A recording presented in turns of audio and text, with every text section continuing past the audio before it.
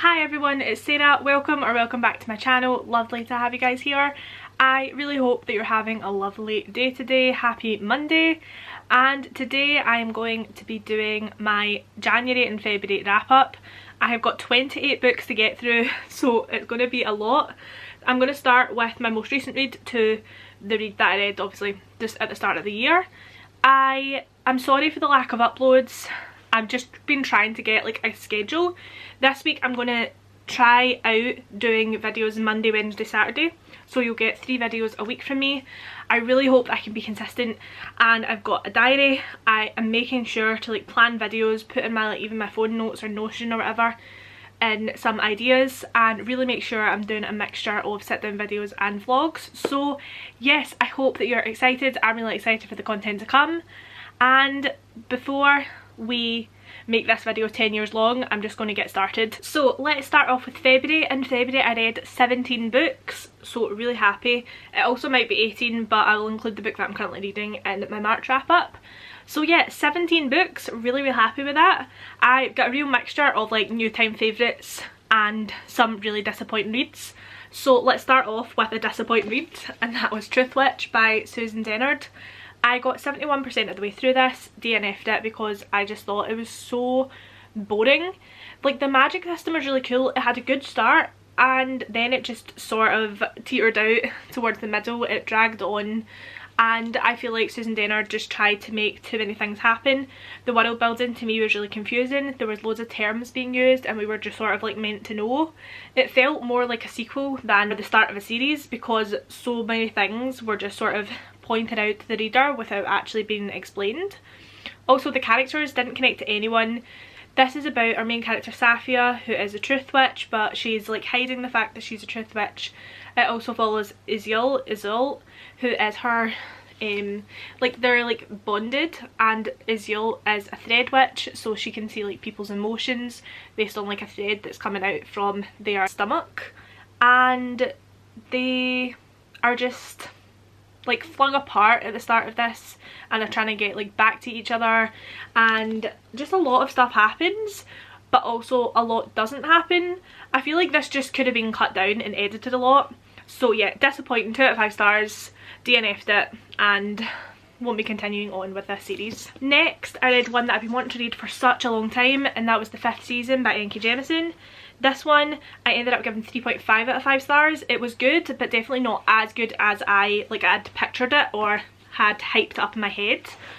It is a very interesting magic system about this world where there are natural disasters called seasons, and there's also people called origins who can sort of determine when these are going to happen and try and minimise them, but they are seen to be like the creators of these seasons in this world, so they're sort of hated by a lot of the people. And there's also this like company organisation called Fulcrum that has these people called guardians who look after or try and train the origins, and it follows mainly Esan and Cyanite, and we got some chapters from Demaya, who is like a young girl in Fulcrum. Then we have Esan, who's a mother. She is trying to find her daughter after her husband has murdered her son, which is really sad, and her chapters are always the most compelling in my opinion. And then we've got Cyanite, who is a sort of origin, but she has been part of Fulcrum for years, and her along with this guy called Alabaster are trying to solve some of these like seasons, natural disaster things that are happening, and it's about how the story sort of all converge together. It's really interesting. The plot twist in this I was not expecting at all, and I think that it will just get better from here. But again, I think this was quite long and it could have been cut down. So 3.5, definitely going to continue on with the series, and that's that one. The next book I've got is Queenslayer by Sebastian de Castell. This is the 5th book in the Spellslinger series, which is one of my favourite YA series. It's so good. Love this one so much. Give it 5 out of 5 stars. It was honestly really heartbreaking, this one. It made me cry multiple times, which I did not see coming. It follows our main character Kellen, and he sort of is on a journey along with his squirrel cat named Rikus, and he has this thing called the Shadow Black, so everyone sort of hates him, and he gets like abandoned by his family because of it, because they think it's like sign of a demon and all this, and it's just about him trying to like find his place in the world. along with some amazing cast of characters, and it's just so fun. I love it so much. I'm really excited to get to Crownbreaker, which is the last book in this series. Definitely, I would say, if you haven't read this and you like YA fantasy, give it a go. It's so fun. Love the characters. They're so easily rootable, and it's got a lot of humour in it as well. Even though it does have its sad and more intense moments, it's really developed well with the sort of humorous aspects and the way you just connect with the characters so much. So yeah, 5 out of 5 stars. Love this series. It is so good. The next one I've got is another 5-star, and that is Noragami Volume 14 by Ada Chitoka. This is a manga series, obviously, about this guy called Yato, who is a god, but he's like a low god and doesn't really do much all day. And it's just about him as he makes some acquaintances. We've got Yukine, who is a spirit, and he is sort of like tied to Yato and becomes his like weapon. And it's hard to explain. It's like the gods can like harness the spirit of the ghost and turn it into a sort of weapon. And along with a high school girl called Hiyori, who she had like a near-death experience, so she can now see ghosts and she can see obviously the gods. And Yato is trying to like get her back to her original like form, because the more she stays in the sort of place after the veil, the more likely it is that she is going to like lose sight of her humanity. And it's just so good. The way the series is developing is breathtaking. Love the characters. It's such a page turner, and it's so underrated in the manga community in my opinion. It's also written by 2 amazing women. I love this series. It's so good. Please read it if you like manga. The next book, another 5-star, we've got In the Dream House by Carmen Maria Machado. This book was absolutely beautiful. This book is a memoir slash sort of, I don't even know how to explain it. It is just so gorgeously written. It is about Carmen Maria Machado's own experiences with a toxic relationship, and especially a toxic relationship within the queer community, and this one is specifically with lesbians and bisexual women. And the conversations about this topic were so good. They were so well researched, and you just felt so much for Carmen and the way that she had to deal with this prejudice and abuse from someone who was meant to love her. And it's just written absolutely gorgeously. Like, it had me just crying, like just in awe. I also read this along with the audiobook, which is narrated by the author, and it just added to the experience so much. I definitely recommend this if you're looking for a new memoir or just a piece of non-fiction that is sort of still read like a story, so it's not boring in any way. It's fantastic. I loved it so much. Definitely would recommend. Then I have a surprising one, and that is Words in Deep Blue by Kath Crowley. This I just picked up on a whim because I wanted something nice and easy, and it was actually really, really beautiful. This follows our main characters Rachel and Henry, and Henry's family own this bookstore where they have this section, and it's like a letter library where they have multiple different books and people can leave letters for other people, and then they sort of communicate between the letters in these books. And Rachel is coming back to this town after the death of her brother and reconnecting with Henry, who she hasn't seen for a couple of years, and they lost touch because she put a letter in a book pretty much saying that she loved him, and he never replied to her because he was in this relationship with this other girl, but the other girl was just completely wrong for him. And it's just about them reconnecting, and the love of literature and books and reading, and the references to like big works of fiction are so amazing. And you get to see like letters between Henry's dad and mum, who are going through a divorce, and it's just really heartfelt. This also made me cry, just like a complete and utter surprise. I really, really loved this, and I give it 4 out of 5 stars. It was really gorgeous. Next, I've got another 4 out of 5 stars, and this is Gargantus by Thomas Taylor. This was so cute. This is a middle grade. It's the second book in the Erion Sea series. It follows our main character Herbie, who is the lost and founder at this hotel in this sort of seaside resort, but it's a little bit weird, a little bit strange. We've got really weird sea creatures, we've got strange guests, and Herbie along with his friend Violet try and just like sort out these mysteries. In this one there is a like artifact that's washed up on the beach, and a lot of the inhabitants of this town are fighting over it. So Herbie takes it and is trying to find the rightful owner, and he is trying to decide who he's going to give it back to, whilst there's also this sea monster called the Gargantus that is sort of ravaging the city. And it's so good. This series is so fun. I love the character so much. Herbie is a literal cinnamon roll. I love the friendship. It's so easy to read. It's so weird and wacky and wonderful, and I loved it. 4 out of 5 stars. Was really great. The next book was another kind of disappointment for me, and that was My Year of Rest and Relaxation by Tessa Mosfeg.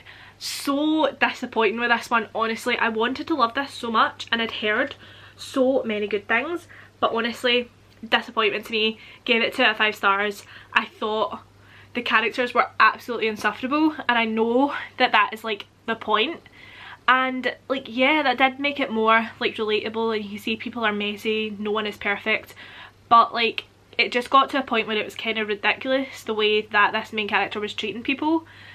And there was also the use of the R word in relation to a child with autism, which is just not okay in my book, like in any capacity. I hate that word so much, so whenever I see it, it literally just gives me the ick, completely put me off.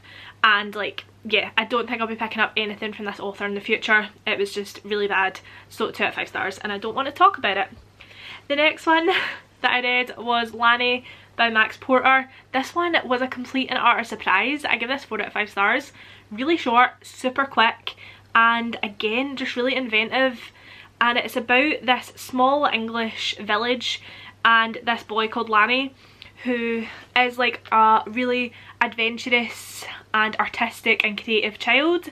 And it's about him, and he starts getting these like art lessons from this guy in the town, and about like the halfway through the book maybe, Lani goes missing, and it is about people trying to find him and how scapegoats are really easily shown based on like a person's appearance, what they stand for. Yeah, it just has a lot to say about society and how we will blame people, a lot about like victim blaming the parents, and the twists were just really good. I will say I only give it 4 stars because it has chapters from this like dead weird murderer guy, and I just thought those parts were really unnecessary and didn't add anything, and when I was in those parts I was so bored and I just wanted to be back in the main sort of story. But it's written in a really, it's like multi-perspective, but it will have like the person's name, whoever were perspective we're in, and then it'll be like their dialogue and all that. So yeah, really good, enjoyed it, 4 out of 5 stars, and I will definitely read more from Max Porter. I'm sure he has another couple of really short books that seem really interesting, so definitely want to read more from him in the future. Next one was Frostheart by Jamie Littler. I wanted to read this for so long, and I finally got to it. This was the only book I read for Polarthon, which I wanted to participate in, but I didn't end up like participating until like the Wednesday, and then by then it was like too late and I was just lost motivation. So this was the only one I managed to read for it. It follows our main character, Ash, and he is a song weaver, which is like a really bad thing in this world. People are scared of them, and it's about him as he leaves this village because his parents have gone missing and he doesn't really have an attachment to anyone, so he joins this crew of people on the ship called the Aurora, and he's just, you know, trying to figure out what his powers mean, why people are so scared of him, whilst also trying to figure out what has happened to his parents, how he can get them back. I give this 3 out of 5 stars. I liked it, it was cute, but also it's so long and I feel like nothing happens. Like, I don't feel like this book was supposed to be this long. The illustrations were absolutely gorgeous, but sometimes I just feel like they didn't add anything to the story, and it did drag a lot, especially through that middle section. And like, it was good, but also I just wanted more. I wanted to feel more for these characters. For it being such a beloved middle grade, I really wanted to like it. I wanted to give it 5 stars, but honestly it was kind of a disappointment. So yeah, 3 out of 5. I definitely think I'll continue on with the series, but I do think that they are a bit too long for what they're trying to do, and for how much plot is involved it does get a little bit draggy at points.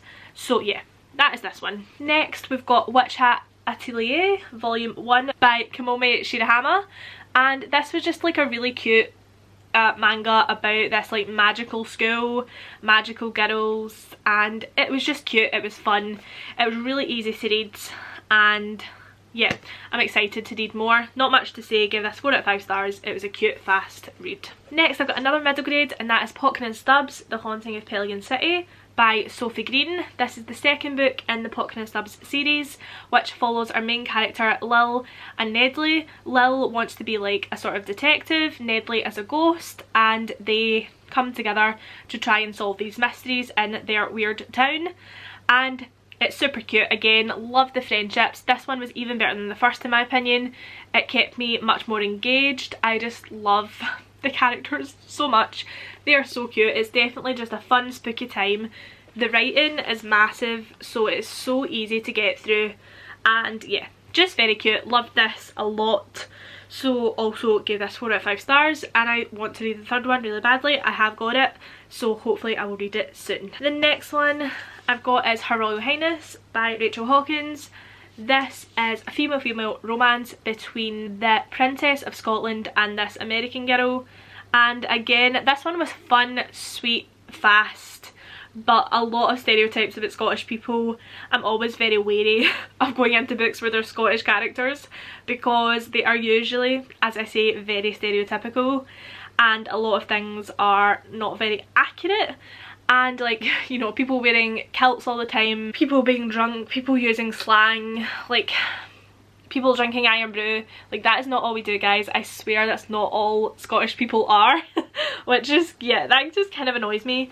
But all in all, I thought it was cute. I did like the romance. It's enemies to lovers. It was a solid read, so 3 out of 5 stars. Definitely would read more from Rachel Hawkins in the future, but like nothing spectacular. Next I've got another manga, and that is Given by Natsuki Kizu. Love this so much. 5 out of 5 stars. It just follows this band and their relationships. It is a BL, so it's just, oh, it's so good. I love our main characters so much, but it also deals with a lot of hard topics such as depression, grief, loss, sexuality, coming out. Like, oh, it has everything. So good. 5 out of 5 stars. 100% recommend if you're looking for a new manga series to start. It's everything. I love it. Next I've got Traitor's Blade by Sebastian de Castell again. This one I don't like as much as the Spellslinger series. It's the first book in the Greatcoats. I gave this 3.5 out of 5 stars. I enjoyed like the banter, but the depiction of women was not very good. The overuse of the word whore constantly really irritated me and got on my nerves. But also I do think that this was a good story. The characters were fleshed out. I think again that balance between humour and brutality is definitely there in Sebastian de Castell's books, but I would say I do prefer the Spellslinger series to this one because I just get on with the sort of language in the Spellslinger series better than in this one, and I think Spellslinger has more interesting female characters than this series, and I'm just all about the women. I love when we have complex female characters. In this one, all the female characters' job was to sort of further on the man's story, which didn't really like. So yeah, 3.5, definitely will continue with this series, but not my favourite. Next I've got A Cat a Witch by Nedia Corafor. I gave this 2 out of 5 stars. I honestly could have DNF'd it.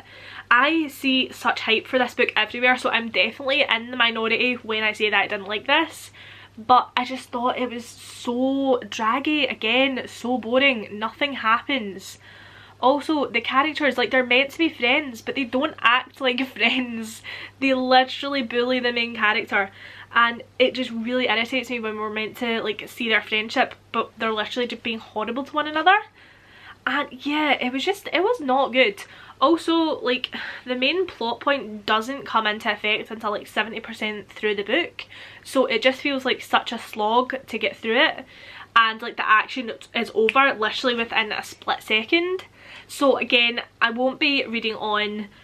2 out of 5 stars, disappointment, and yeah, that's that one. Then the first book that I read in February, and this is the last of my February reads, finally, after freaking 20 minutes, and that is The Traitor Queen by Danielle L. Jensen. This is the second book in the Bridge Kingdom series. This is a fantasy romance, and I enjoyed it. I gave it 4 out of 5 stars. I definitely would say I liked the first one better just because of like the tension and them getting to know each other, whereas in this one it was definitely more about the plot, which I'm just never as interested in. A lot of the books that I gave 2 stars to, they have a lot of plot heavy things, or I didn't like the characters, and that's because I'm 100% a character driven reader. So even though I like this and I still give it 4 out of 5 stars, I give the first one 5 because of the way the characters interacted, and in this one they were apart for a long time, and also they were fighting with each other like the whole way through it because of things that had like transpired in the first book. But yeah, really like this series. I'm excited for the companion novels, and it's fun. If you want a good fantasy romance time with really fleshed out characters, I would definitely give this one a go. Okay, so that was all of the books that I read in February. So I read 11 books in January, and I definitely had a better reading month in January enjoyment wise than in February. But yeah, let's just get into those books. So the first one is Under the Whispering Door by T.J. Klune. This book was everything. I've tabbed it so much. 5 out of 5 stars, one of my like favourites of the year so far. It was so good. I love the characters. This is about a guy called Wallace who dies at the start of this book, and he was a pretty despicable human being at the start, and it's about him and this ferryman and their relationship, and him just like letting go and finding out that there is more to life than drudging it away for something that inevitably is not going to last you, and really about how relationships and your own feelings of self-worth should come first before any job. And yeah, I just loved it so much. If you've not read this yet, I highly recommend it. So good, but it's definitely not for everyone, but I just love his writing so much. I loved it. I can't say enough good things about it. It was so good. Next, another one of my absolute favourite series. I read Addicted for Now and Kiss the Sky by Kristen Becker-Ritchie. This is the 3rd book in the Addicted series and the 4th book, and this is like the Calloway Sisters series. This is the 3rd book in Lily and Lo's story, and I loved it so much. It's so good, and this one is the 1st instalment in Connor and Rose's. Connor and Rose are my favourite couple. This book was amazing, loved it. These books make me cry, laugh, they make me happy, sad. Again, the relationships are so freaking beautiful. The depiction of addiction and how much it can impact people and your family members and just everything. It's so good. The quotes in here are absolutely gorgeous. Lily and Lo, Connor and Rose, Daisy and Reich, they all have my heart. I'm so excited to continue on, and I just love these books so much. So if you like romance, 100% give the Addicted series a try. These books are just, they're so good. I love them so much. Next, I've got Tender as the Flesh by Augustina Basterica. Sorry if I'm saying that wrong.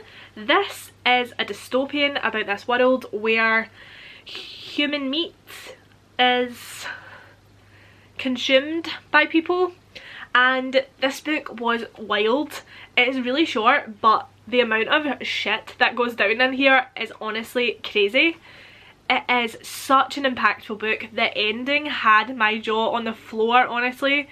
It's gruesome, it's gory, it just has a lot to say about society, and yeah, it just has a lot to say.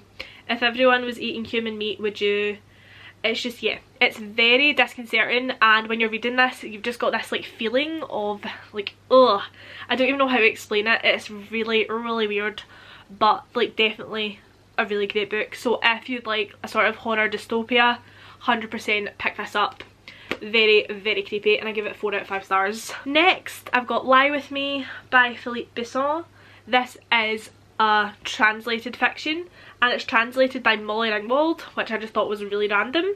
This is the story about 2 boys and their relationship with one another, and it's very poignant and beautiful, and I give it 4 out of 5 stars. It's really short, again very impactful, but also like a quiet impactful read, if that makes sense. Like, it's very understated, and you're just following these boys and their lives, and it has a lot of gorgeous quotes. Yeah, I really like this book.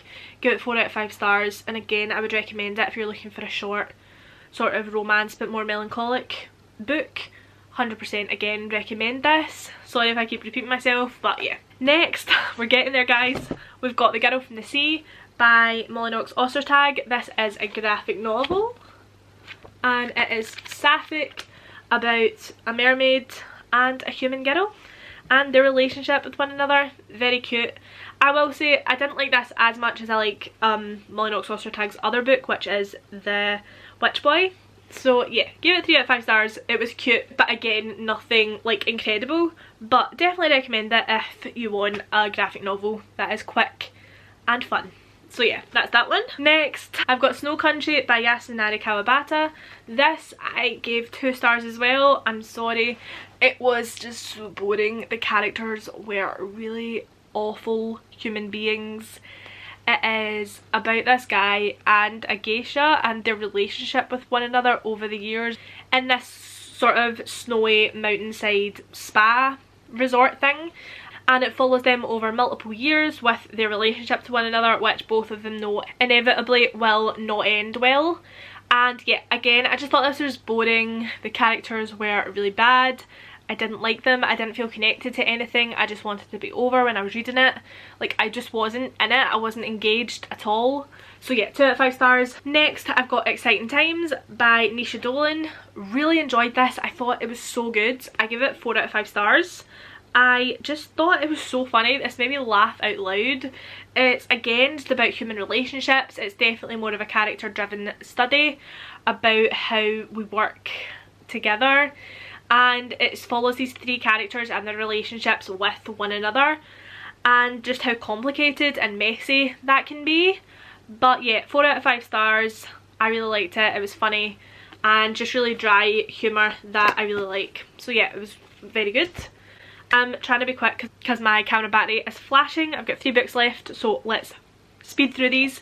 Got Narnia, Lion, Witch and the Wardrobe. The first Narnia book. Loved it. Very sweet. Loved the characters, loved the story. I watched the film afterwards. It was a great time. 4 out of 5 stars. Continuing on with the series. Got the rest of the books. Can't wait. Then I've got Nothing to See Here by Kevin Wilson.